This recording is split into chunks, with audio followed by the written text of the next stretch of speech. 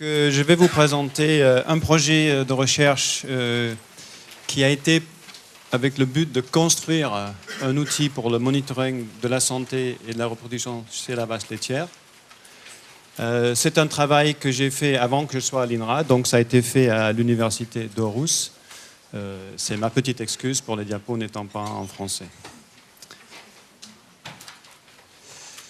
C'est un projet d'une certaine ampleur qui était un consortium entre l'équivalent de l'INRA au Danemark, une boîte LaTeX qui a été fondée par Foss et Deleval, et puis l'équivalent de l'Institut de l'élevage au Danemark. C'est un projet qui a été assez fructueux puisqu'on a atteint le but. On a produit ce système de mesure qui s'appelle Herd Navigator, qui a été commercialisé en 2008. Et puis pour les chercheurs, il y a aussi un certain nombre de retombées en termes de papiers scientifiques et un brevet. Donc tout le monde était très content. Alors, Herd Navigator, alors j'avais dit que les diapos n'étaient pas en français, je n'avais pas dit qu'elles étaient tous en anglais. Très rapidement, c'est un système de mesure, de prise d'échantillons de lait dans une salle de traite ou dans un robot de traite. Donc le système reste en place tout le temps. Et puis il y a tout le tuyautage, un triage, et ça rentre dans cette fameuse boîte avec la porte bleue, qui est l'analysateur. Et là-dedans, il y a des biocapteurs et un système de mesure de changement de couleur de ces biocapteurs. Et toute cette partie-là, c'est la partie qui a été construite par la boîte LaTeX. Et nous, ce que nous avons fait, c'est la traduction de ces absorbances qui sortent ici dans des indications pour l'éleveur. Alors, on n'est pas là pour faire la pub de Herd Navigator. Donc, si vous voulez savoir plus sur Herd Navigator, il y a un site web où vous pouvez avoir les renseignements, les vidéos, tout ça qui vont avec. Moi, ce que je veux faire, c'est je veux vous parler un petit peu de la construction derrière. Donc rapidement, l'approche qu'on a prise pour les modèles biologiques dans ce système. On regardera un petit peu de plus près le modèle reproduction, parce que là, on peut voir un petit peu non seulement le premier but, utiliser la technologie, mais aussi comment on intègre un petit peu des idées venant de nos recherches. Et très vite, à la fin, parlerai un petit peu du fait, ce qui a fait que ce projet a été un succès. Donc il y a 3 modèles biologiques dans Herd Navigator. Une pour détecter les cétoses, une pour les mammites et une pour détecter le statut reproductif de l'animal. Pour le faire, il y a 3 indicateurs qui sont utilisés.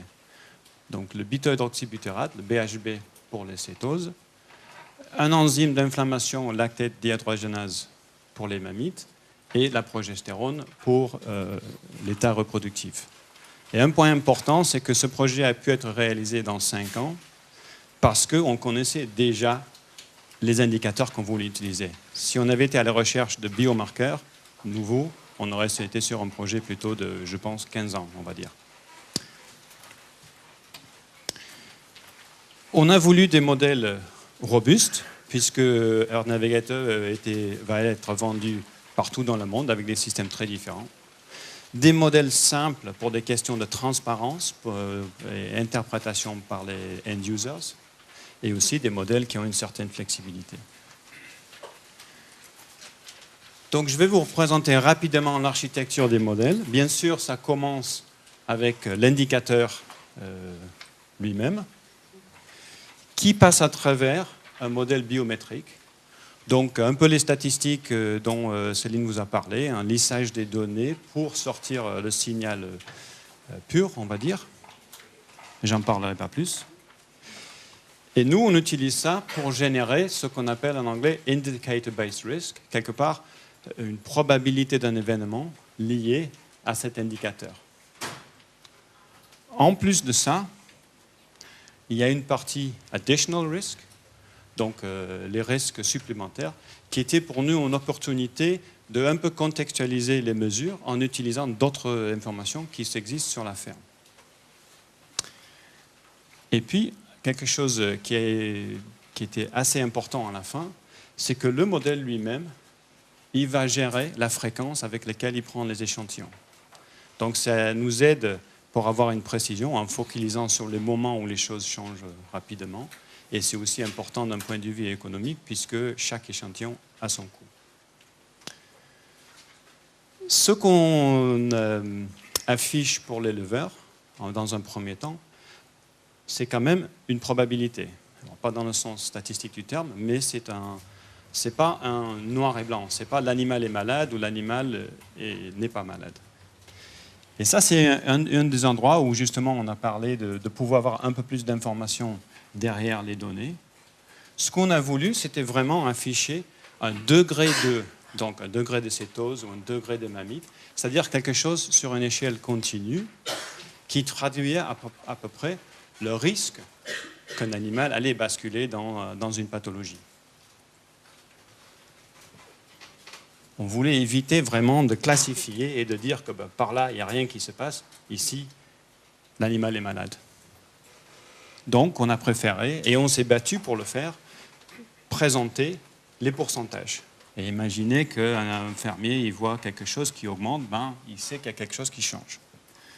Et après, s'il veut, il peut lui-même mettre un seuil. Et dans le système Earth Navigator, il y a des seuils, mais l'éleveur peut les manipuler pour les mettre là où il veut enclencher des traitements, etc. etc. Donc voici des données brutes, c'est les points bleus. La ligne bleue, c'est le lissage statistique. Ici, on est sur du BHB, donc on est sur des cétoses.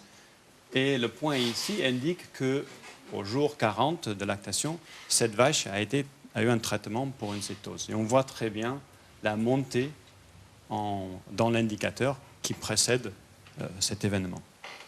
Donc, quelque part, ça marche. Juste pour faire un petit zoom sur comment ça marche pour nous, c'est très simple. On dit tout simplement que plus haut est le niveau de BHB, plus il y a un risque que l'animal va basculer dans une cétose. Avec un petit ajustement pour un baseline. Donc vous voyez ici en noir, il y a un baseline. Chaque animal est son propre témoin. Et c'est la même chose pour les mammites. En plus, on ajoute un effet pour la pente. C'est-à-dire une pente montante va augmenter ce risque, une pente décroissante va baisser le risque. Ce n'est pas très compliqué, mais c'est assez logique. Et le risque sur lequel le modèle est basé, c'est tout juste ces deux choses, la somme de ces deux choses. Et ça, on va ignorer pour l'instant. Donc, l'autre partie, la contextualisation, il y a deux choses à dire là-dessus. D'abord, on a un indicateur, donc on croit premièrement dans l'indicateur. C'est-à-dire que tout ce qui vient du côté additionnel, on le pondère de façon à ce que ce n'est pas la partie majeure. C'est juste une contextualisation.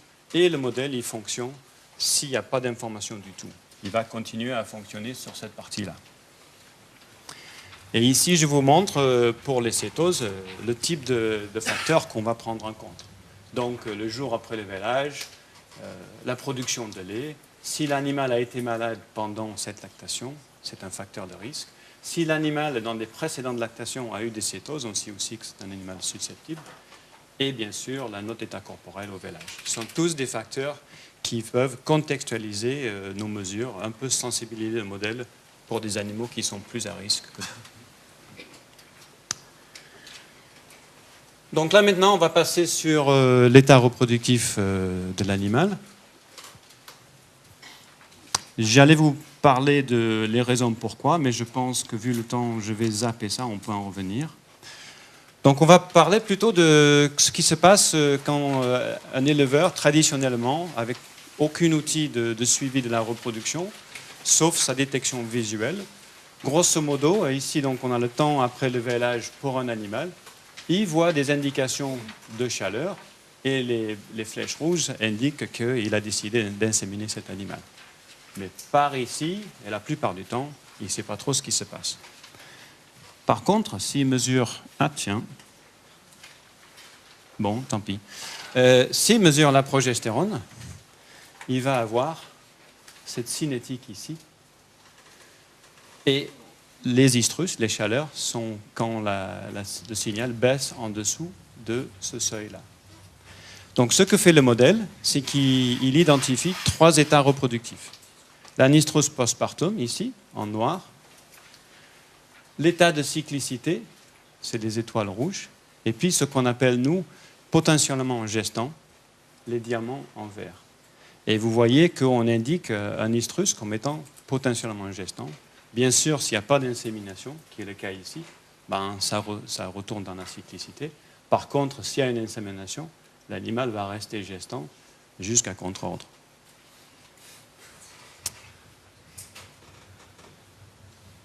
Tout ça, c'est fait avec des règles très simples, utilisant un seuil de 4 nanogrammes par millilitre. Et c'est décrit dans un long et pénible papier de 2005, si ça vous intéresse.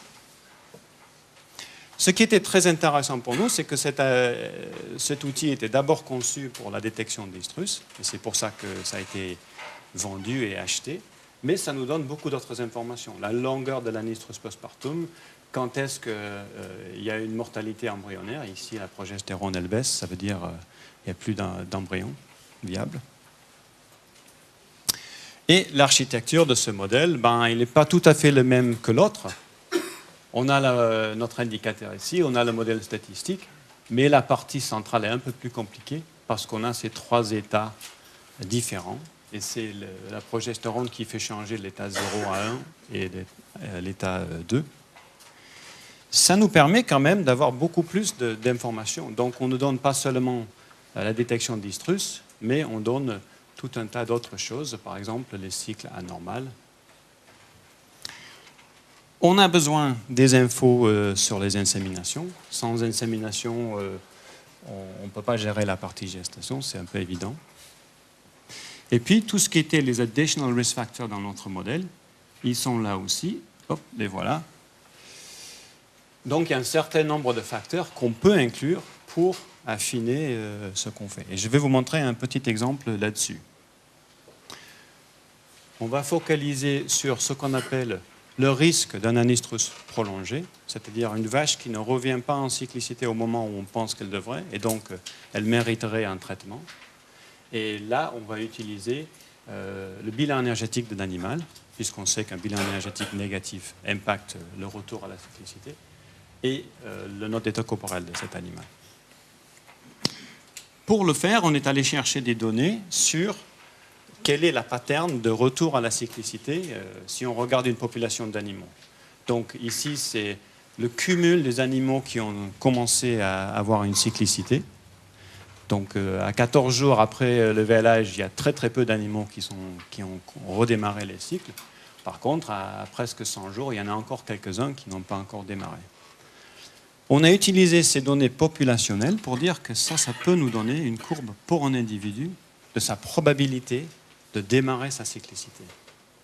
Donc, on peut commencer à dire, ben, si on est au jour 70 et l'animal n'a pas redémarré, on pensait qu'il y avait une probabilité très forte que cet animal va redémarrer, là, on a un problème. Mais pour le faire, on veut inclure quand même ces effets de bilan énergétique qu'on sait déjà vont impacter la probabilité de retour à la cyclicité. C'est ce qu'on voit ici. Donc, la courbe de base, elle est ici en noir.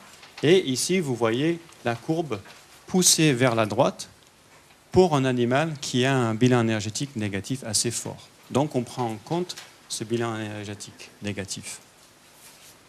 On peut faire la même chose pour les animaux qui deviennent très maigres. Eux aussi ont des problèmes de redémarrer. Et donc, un animal qui mobilise fortement et devient très maigre serait plutôt sur la courbe rouge. So what? On peut quand même utiliser ça pour améliorer la probabilité de traitement. Donc, disons qu'on fait une règle que quand cette probabilité arrive à 0,7 et l'animal n'a pas démarré, on veut intervenir. Et on ignore les conditions bioénergétiques, etc. de l'animal, ben, on va commencer ce traitement probablement vers 55 jours après le VLH. Et si c'est cet animal qui mobilise beaucoup, ben à ce moment-là, il ne sera absolument pas réceptif à un traitement. Donc on aura fait un traitement qui aura très peu de chances de réussir. Et même s'il réussit, on sait que les oocytes qui sont issus d'animaux qui sont en bilan énergétique négatif en sont de très très mauvaise qualité. Donc c'est de l'argent gaspillé. Par contre, si on attend, on utilise la courbe qui inclut les effets de l'état nutritionnel de l'animal, on va agir plus tard, mais on va agir à un moment où l'animal est beaucoup plus réceptif à un traitement. Donc c'était juste pour avoir un petit exemple de comment on peut prendre les courbes de base de progestérone et puis ajouter à ça une interprétation qui utilise nos connaissances biologiques sur les effets sur la reproduction. Donc le dernier point, c'était pour nous quels ont été les critères de succès. La collaboration forte avec l'industrie, c'était vraiment important. Et là-dedans, il a fallu travailler pour avoir vraiment de parler le même langage. Ah oui, c'est vrai, le micro, c'est compliqué. Donc, que les chercheurs reconnaissent vraiment les contraintes du processus de produire un produit dans les temps, etc. Ça, c'était important. Mais aussi que les industriels ont bien connaissance de la problématique d'un point de vue recherche. Ce qui a été très utile aussi, c'est vraiment de partir sur quelque chose de très simple, quelque chose de transparent. Ça a facilité la discussion entre nous tous, et puis ça a été quelque chose qui a un peu été la garantie qu'on a livré l'application dans les temps. Donc on avait un projet qui a terminé avec un produit. Et puis quelque chose qui est souvent oublié, c'est qu'il n'est pas suffisant d'aller mesurer avec le gadget qu'on a développé. Il faut vraiment avoir toutes les mesures de référence qui permettent de calibrer, de valider, de tester cette chose-là. Donc pour nous, ça faisait 5 ans de collecte d'informations sur un troupeau de vaches laitières. Donc vous envisagez la taille du travail qui va avec. Ça, c'est vraiment indispensable, incontournable. Et puis la dernière chose importante pour moi, c'est qu'il faut vraiment avoir une bonne vue de quel est le système biologique dans lequel on veut travailler. Ce n'est pas juste l'indicateur, c'est comment cet indicateur il est lié au système biologique derrière. Ça peut ajouter beaucoup de valeur à l'interprétation de la mesure elle-même. Je vous ai montré un exemple de comment ça nous permet d'ajouter d'autres informations pour raffiner les diagnostics. Et puis, je veux insister sur ce petit point. Une fois qu'on a des outils d'élevage de précision avec des mesures fréquentes et dans ce contexte systémique, ça peut beaucoup avancer notre connaissance scientifique. Et pour ça, je veux juste revenir sur une dernière diapo, cette histoire de degré d'infection. Donc là, je vous montre le degré d'infection, le degré de mamite, pour à peu près 60 vaches qui ont été traitées au jour 0. Donc il y a une très belle montée et une descente derrière par rapport à des vaches qui n'ont pas eu des mammites. Alors, ça a un avantage pratique, ça permet une détection précoce, mais aussi, ça a pour nous un énorme avantage si on veut phénotyper, par exemple, la réponse des animaux à des mammites, quel point ils sont susceptibles, etc. C'est beaucoup plus facile de le faire si on parle de degré d'infection que si on parle d'animaux qui sont malades ou pas malades. On ne fait pas la distinction entre ces deux choses-là. Donc, merci de votre attention. Et je pense que pour une fois, on n'a pas créé quelque chose d'élégant mais pas utile, mais on a créé quelque chose qui a quand même une certaine utilité.